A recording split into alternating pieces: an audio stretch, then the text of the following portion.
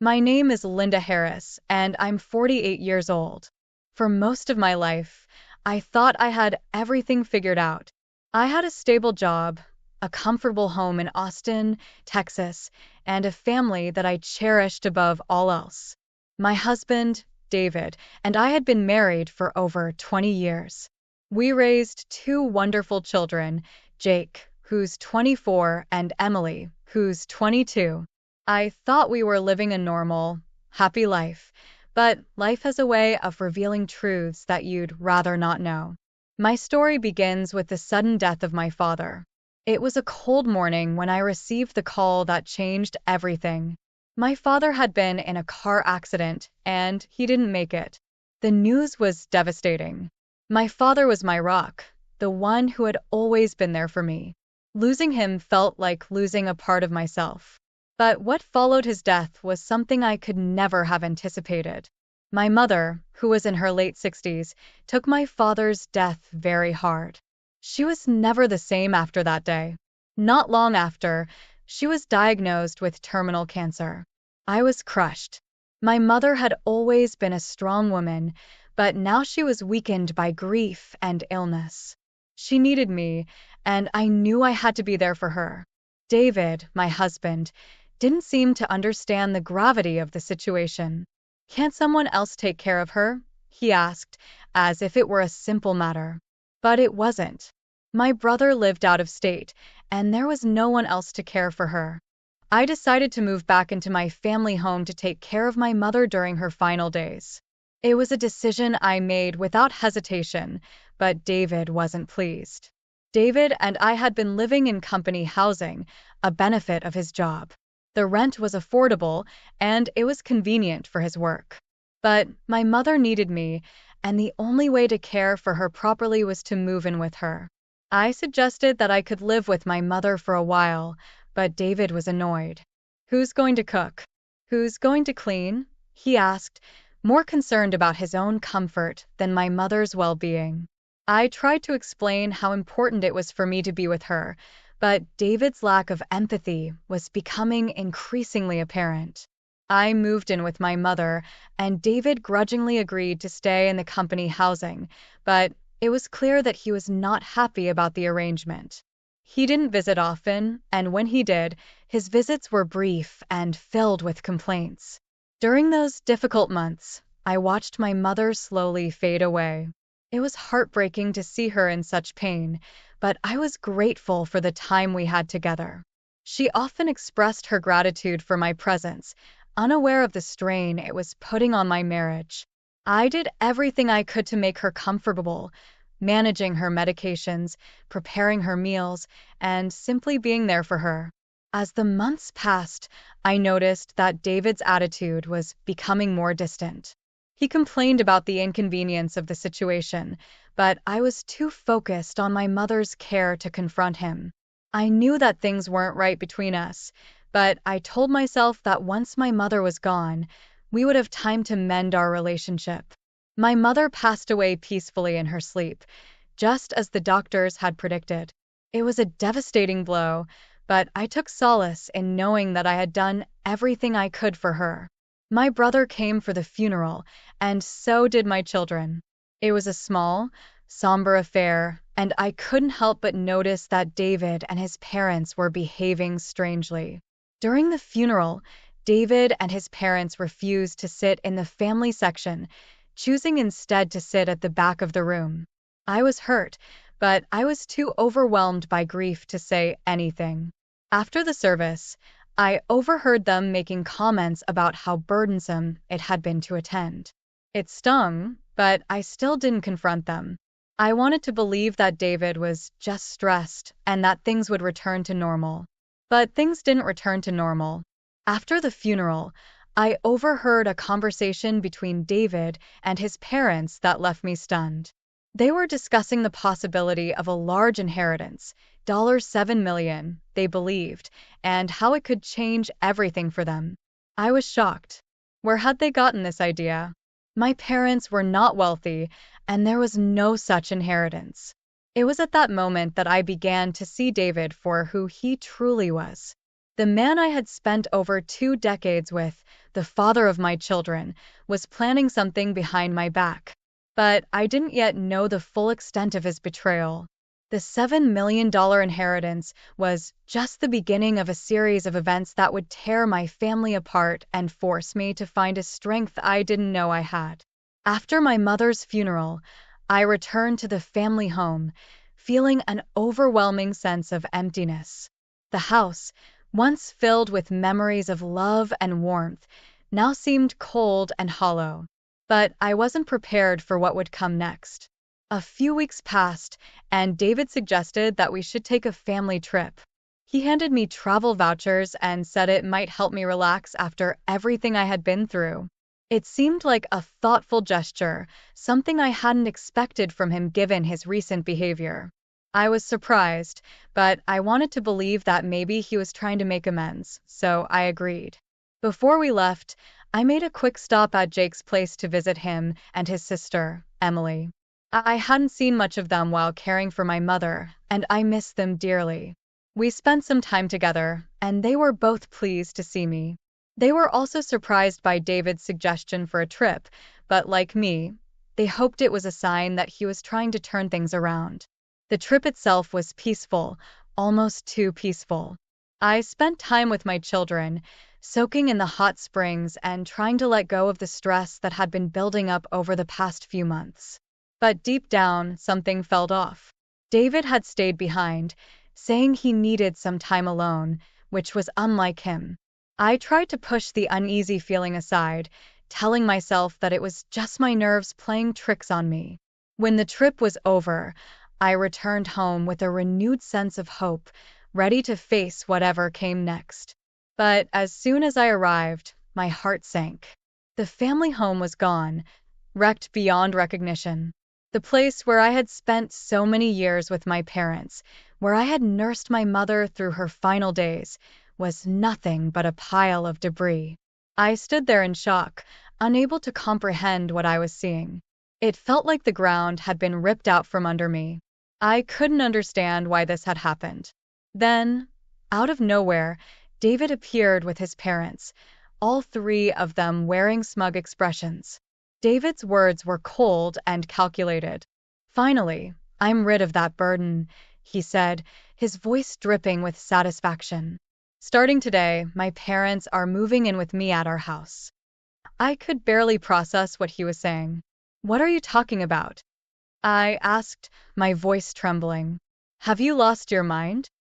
But deep down, I knew exactly what was going on. They had wrecked the house, my family home, because they believed there was a $7 million inheritance waiting for them.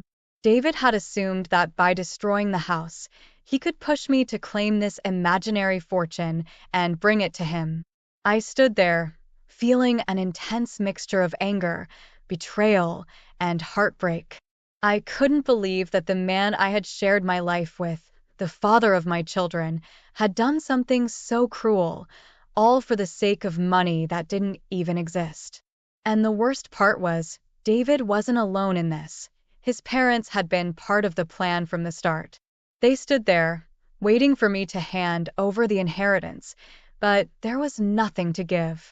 I couldn't help it. I burst out laughing. It was the kind of laughter that comes from utter disbelief, from the realization that everything you thought you knew was a lie. "There's no inheritance," I finally managed to say through my laughter. "You wrecked the house for nothing. There's nothing left." Their smug expressions quickly turned to confusion, then anger. "What do you mean, no inheritance?" David demanded, his face turning red. But I didn't answer him. I was done explaining myself. The truth was out, and there was nothing more to say. I walked away from the wreckage, leaving David and his parents to stand in the mess they had created. The house might have been gone, but I wasn't about to let them walk away from this unscathed. They had destroyed my home, my memories, and in return, I was going to take something from them. I immediately sought legal advice. The house had still been in my mother's name, and David and his father had no right to do what they did. As it turned out, They had used David's father's connections in the construction industry to carry out the wreckage themselves, without any legal permission. They had even given me those travel vouchers to ensure I was out of the way while they carried out their plan. It was clear to me that they had gone too far, and I was determined to make them pay for what they had done. I wasn't just fighting for myself. I was fighting for my parents, for the memories they had left behind, and for the dignity that David and his family had tried to strip away from me. The battle was far from over, and I was ready to see it through to the end. When I walked away from the wreckage of my family home, I knew there was no turning back. The love I once felt for David was replaced with a resolve to fight for what was right. I couldn't allow him or his parents to get away with what they had done, not after they had destroyed everything I held dear, all for a non-existent $7 million inheritance. I met with a lawyer the very next day. As I explained the situation to him, he listened intently, his expression growing more serious with each detail. When I told him about how David and his father had wrecked the house without any legal permission, his face hardened. "This is a clear case of property destruction, Linda," he said. "Not only can we hold them accountable for the damages, but we can also pursue compensation for the emotional distress this has caused you." Hearing those words gave me a sense of relief I hadn't felt in months. Finally, someone was on my side, someone who believed in my fight for justice. My lawyer moved quickly, filing a formal complaint against David and his father. They had crossed a line, and now they would have to face the consequences. A few days later, David received the legal notice. I wasn't there to see his reaction, but I got a taste of it soon enough when he called me, his voice filled with anger. "What's with this certified letter?" he shouted. "You're seriously going to sue me? We're family, Linda. This isn't how families treat each other." I couldn't believe his audacity. "Family?" I shot back. "Is that what you call what you did to me? Destroying my mother's house, thinking you'd get your hands on millions that don't even exist? You should be grateful I'm only suing you for damages. You have no idea how much you've hurt me." There was silence on the other end of the line, and for a moment, I thought I had gotten through to him. But then he started making excuses, blaming everything on his father. "I didn't mean for it to go this far," he said, his tone shifting to something that almost sounded like regret. "Dad thought it was the best way to get things settled. I just went along with it." I wasn't buying it. "You went along with it because you were greedy, David. You didn't care about me, or my family, or anything other than that imaginary money. Well, guess what? There's nothing to settle. You and your father are going to pay for what you did." I hung up the phone, my hands shaking. I was done being the understanding wife. I was done letting David and his family walk all over me.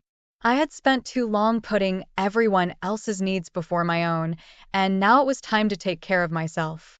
As the legal process unfolded, I discovered something even more shocking. Emily, my daughter, came to me one evening with her phone in hand. "Mom, you need to see this," she said, her voice trembling with anger. She showed me a listing on a popular online marketplace. There, in full view, were my mother's belongings, her cherished possessions, the ones that had survived the wreckage of the house. My heart sank as I realized what this meant. "Who's selling these?" I asked, my voice barely above a whisper. "It's Grandma," Emily said, her face pale. "She's selling everything that was left from the house. Dad must have given her access, and now she's just selling them like they're junk." I felt sick to my stomach. It wasn't enough for them to destroy the house.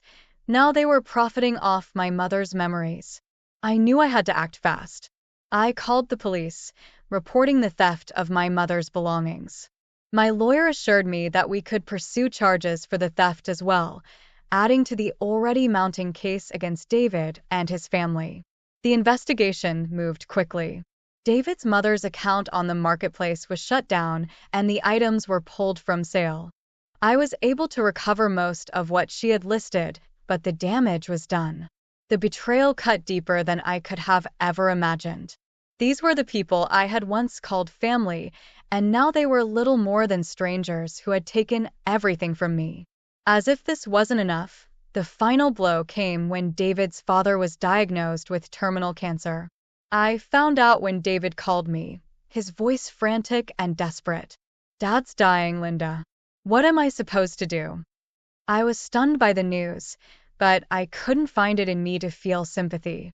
The man who had wrecked my life was now facing his own mortality, and instead of feeling sad, I felt a strange sense of justice. "I don't know, David. Maybe you should reflect on how you treated my parents when they were sick. Maybe you'll find some answers there." David didn't say much after that. His father's death came quickly, and with it, the final unraveling of everything they had tried to build. In his will, David's father left his house to Jake, my son, an ironic twist, considering everything that had happened. Jake, determined not to let history repeat itself, decided to have the house demolished, just as David had done to my family home. The wreckage of that house felt like the closing of a chapter, one that had been filled with pain, but also with a newfound strength I never knew I had. David and his mother were left with nothing, no house, no money, and no family to support them. And as much as I wanted to feel sorry for them, I couldn't. They had made their choices, and now they were living with the consequences. I, on the other hand, was ready to start anew, leaving the past behind and focusing on the future that lay ahead. In the weeks following David's father's death and the demolition of his house, I began to see everything in a new light. The destruction of my family home, the betrayal by my husband, and the theft of my mother's belongings had all taken a toll on me, but they had also revealed something important: my own strength. I had survived the worst of it, and now it was time to move forward. Jake, who had inherited his grandfather's house, made a decision that surprised me. "Mom," he said one day, "I'm going to build a new house on the land where Grandpa's house stood. I want you to come live with us when it's ready. You don't have to be alone anymore." His offer filled me with warmth.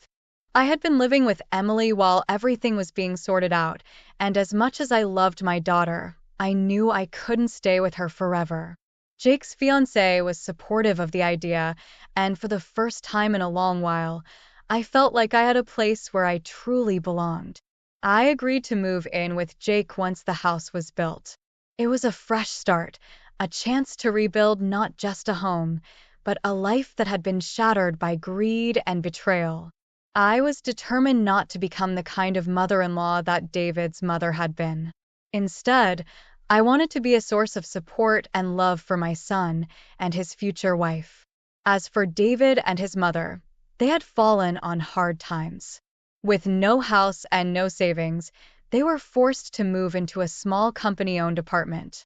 I heard from mutual acquaintances that they were struggling, but I felt no desire to reach out. They had made their choices, and now they had to live with the consequences. The irony wasn't lost on me. David and his mother were now in the very position they had tried so hard to avoid by wrecking my family home. Meanwhile, I finalized the legal matters. David finally paid the damages and compensation from what little he had left of the inherited assets. The money didn't matter to me as much as the principle.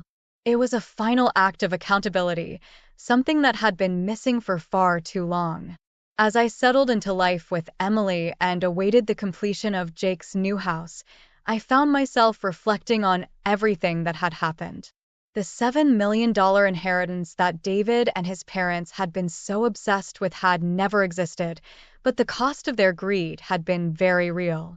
They had lost everything: house, family, dignity, while I had gained something far more valuable: a new sense of purpose and a chance to start over. When Jake's house was finally completed, I moved in with him and his fiancée. The house was beautiful, filled with light and warmth, a stark contrast to the darkness that had clouded my life before. For the first time in a long time, I felt at peace.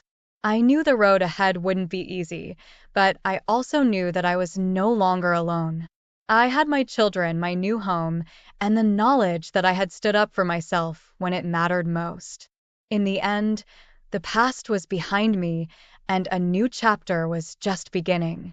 And this time, it was one I was writing on my own terms.